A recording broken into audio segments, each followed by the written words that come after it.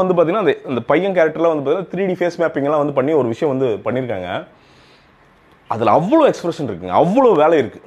அந்த வேலை வந்து நீங்கள் பண்ணலைன்னா நீங்கள் வந்து அந்த ஒரு பாயிண்ட்ல வந்து என்னன்னா அது நடிக்கிறது விஜய்னே மறந்துட்டு வந்து அந்த பையன் தான் ஒரு சைக்கோவரத்தை நம்ம ஒருத்தர் இருக்காண்டா அவன் அந்த அளவுக்கு கொண்டு போகிற அளவுக்கு ஒரு வேலையை வந்து விஜய் வந்து பண்ணியிருக்காரு. அது ரொம்ப ஆச்சரியமாக இருந்தது அந்த பெர்ஃபார்மன்ஸு.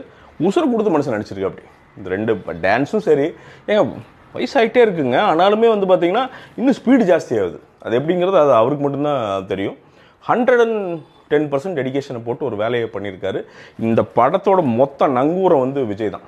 அவர் தான் அந்த 2 கேரக்டர் அந்த பேலன்ஸ் அவுட் ஆகிறது தான் வந்து மொத்த படமே அப்படின்னு வந்து சொல்லிடலாம். அந்த வேலையை ஒன்று பண்ணியிருக்காரு வெங்கட் பிரபு.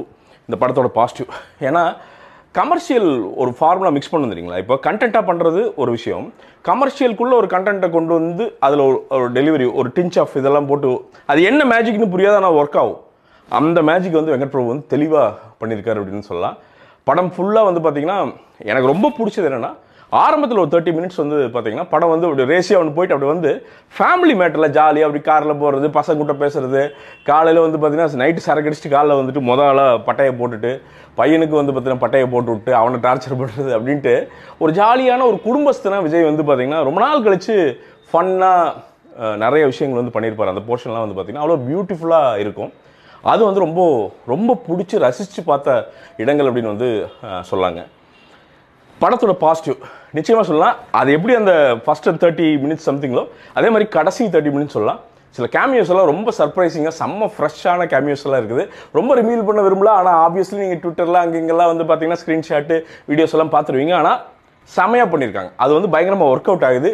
கிரிக்கெட் தோனி வந்து பார்த்தீங்கன்னா எப்பவுமே வந்து பார்த்தீங்கன்னா அவருக்கு மேட்சை காப்பாற்றி மேட்சை ஜெயிச்சு கொடுத்து தான் பழக்கம்.